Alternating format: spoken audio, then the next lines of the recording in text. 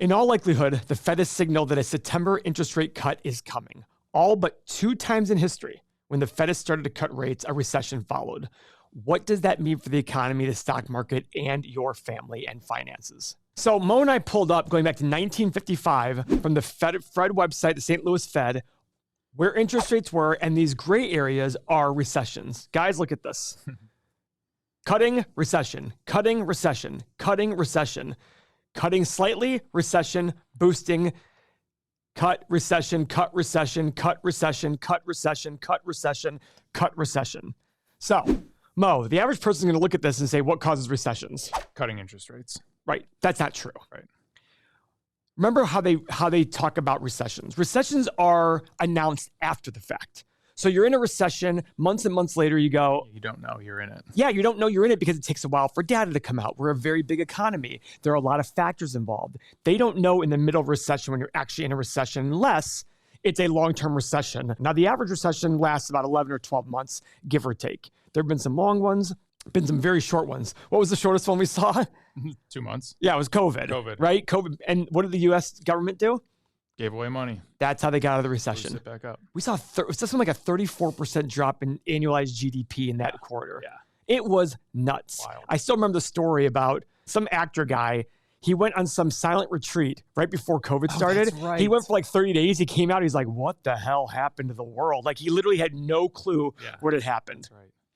So I look at these and think, yeah, it looks like Fed cutting rates cause recessions. That's not the case. What it is the Fed probably starts to see a slowdown. They cut rates to get the thing boosted. And then after the fact, it takes a while for that money to go through the system and get working to boost the economy again. Oops, recession. Now, could it be different this time? Sure, could be different this time.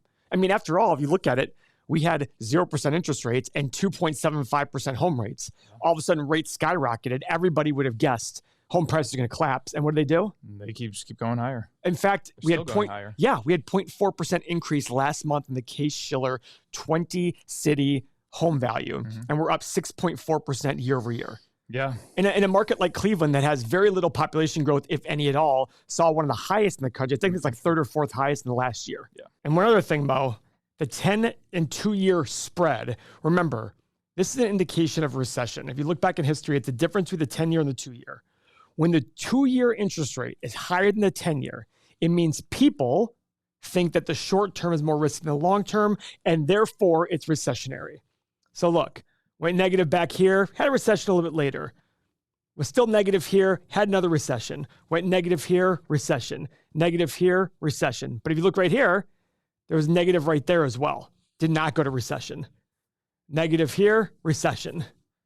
Slight negative right here, hit a recession for COVID, and we've been negative based. I think we got a little bit to the positive intraday a couple times. We were even at the end of yesterday, but we have been negative for over 2 years now, which I believe is the longest time consecutively of being negative.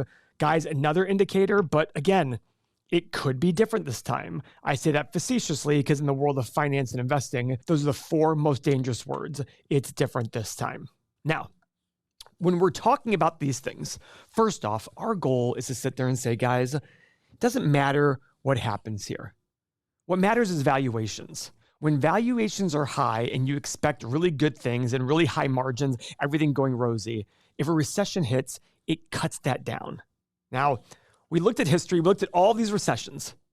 We looked at all these recessions to see where was the S&P at the beginning versus the end. Mo, let's go back to the very first one. What years do you have? So this is September of 1957 through March of 1958. So how did the S&P start that? It basically started at $44 on the nose. 44, okay. And it ended in 1958 at $42.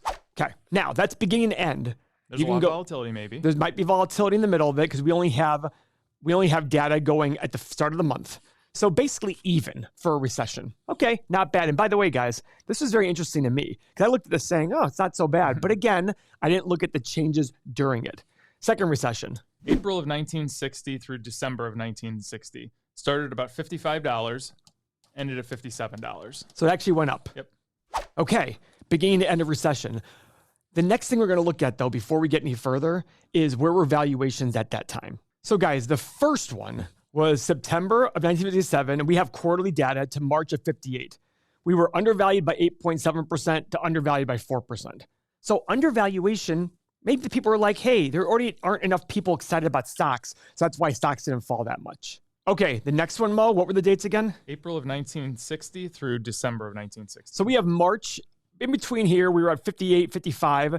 Boom, end of the year, 1960, 59. So slightly up again, maybe even. Yeah. Okay, well, give me the next one.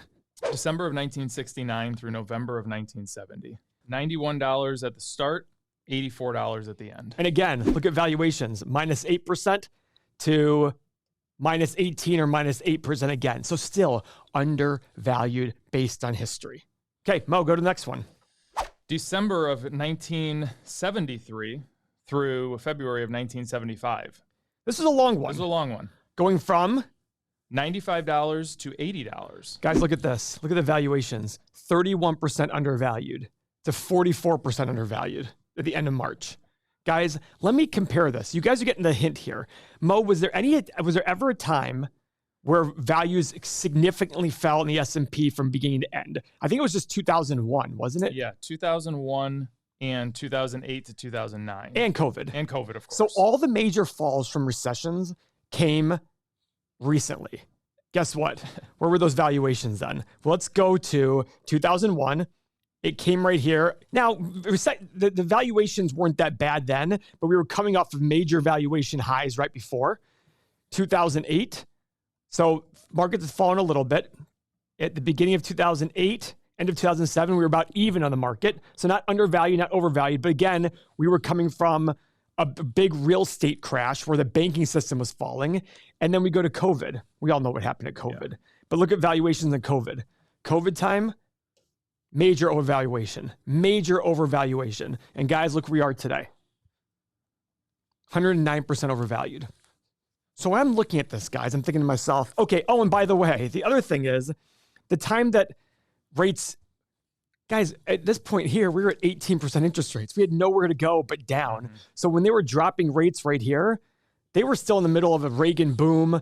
Dropping rates here, it happened, but a couple years later. What I'm trying to get at here is this is proof we don't know what's going to happen. And there was volatility in between these areas. I mean, look at COVID. COVID had a high of 3,300 on the S&P and a low of 2,090. But if you look at Mo's numbers, it happened so quick that it looks like it wasn't as big a drop. Right. So there is volatility in between here. What I want you to remember is this is exactly what we talk about when we sit there and tell our community members, this is where stock values go, but this is the way in which they get there. There's a lot of volatility here. And I loved it. The other day on Twitter, somebody said to me, Paul, I'm just going to do exactly what you said. I'm just going to dollar cost average and take the thinking emotion out of it. That's exactly it. The emotion is what makes people make the wrong decisions. People buy at the wrong time. They sell at the wrong time. Having a process and having a system of buying month in and month out is the right way to go. Now, if you want to buy individual stocks, you have the brains for that. Everybody watching this video is somebody who wants to learn and get better. You absolutely have the brains for that. The question is, do you have the stomach for it? Now, guys, you may have noticed on everythingmoney.com that we are limiting the number of daily spots for our community and software. And the reason for that is the software as it exists today currently includes everything we have to offer for stocks, retirement, and real estate. All of these tools here are included, right? But we're making some big changes behind the scenes because we now have 4 YouTube channels and they're growing tremendously as we continue to expand. These offers are all going to be separated and the current offer of everything is going away very soon. Now you may remember, and if you go back and watch our past videos, when we started this, I built the software selfishly for myself, I built the software selfishly for myself so that my team and I could use it to constantly make better decisions. The reason we gave it to everybody out there is we kept getting messages in our videos. How do I get that software? How do I get that software? So we made it for the public. But our channel and community have grown so much since then that it's now becoming less about me and more about how I can better serve you and the community members so you can make the better decisions and control your emotions. We have thousands of members in this community who love down days, who love bear markets.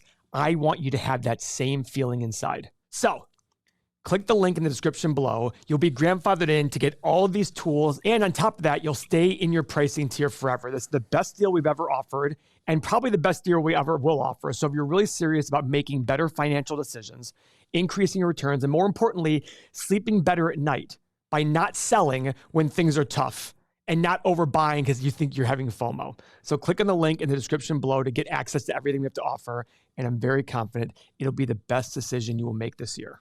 Now, Mo, how do you plan to invest during this upcoming recession? By the way, we very well could be in a recession right now because we don't know. Because like I said, they announced it after the fact. Yeah, nothing's changing for me. Nothing. The only thing that would probably change for me is I would buy more as prices got cheaper if that actually happened. Why do you say if that actually happened? I mean, let's say that we're in a recession right now. Maybe this is it. Maybe they're not going to get cheaper than they are here. Who knows? Boy, they're pretty freaking expensive. They are. The opportunities aren't there as much as I would like them to be. But the point is, nothing's changing for me. And we own a lot of stocks. I own 18 different companies. Mo, how many do you own? Like 13, 14. Okay, so we own stocks, but of course, I want to make more money by buying them at cheaper prices. Morgan Housel makes a great statement. It says, every past bear market looks like the opportunity, and every future one looks like a risk. Spoiler alert, they're all opportunities. The question is, can you handle your emotions during that? My plan is to continue buying great companies at great prices, but you got to remember, news will follow the stock price. As the stock goes down, the news will react and say, here is why the stock is down. As the stock goes up, here's why the stock goes up. Guys, you've seen it 1,000 times. My best example recently that has played out, not even in full, is Tesla. Look at Tesla, $4.14 a share. These guys could not miss. They changed the world. EVs, leading market of EVs. Since then, the stock has gone down, and this is 2.5, 3 years. It got to a low of 101. I think now it's in the low 200s, something around there. Guys, the company since 414 has over double the revenue and over double the profit. I look at that going, huh. So the stock is down, yet the revenue and profit is up. And we've seen this time and time again. You go back to 2000, Intel, Cisco, Microsoft even, because Microsoft's up a lot now, but it took 15 years. It took until 2015 or 16 for Microsoft to hit its previous high from 2000, even though the company had made a ton more money in revenue and profit per year. This is what I mean by all of this. And I can assure you that if you're able to manage that emotion and keep watching our videos and ingrain it in your head, because guess what, guys? Every single day, Mo and I say the exact same things to ourselves and each other because we're trying to repeat the basics over and over. That's how you own it, and that's how you do well. So you've liked this video and you want to see my plan to profit from the next recessions and the stocks I'm going to buy during that, please watch this next video. Thank you very much for your time.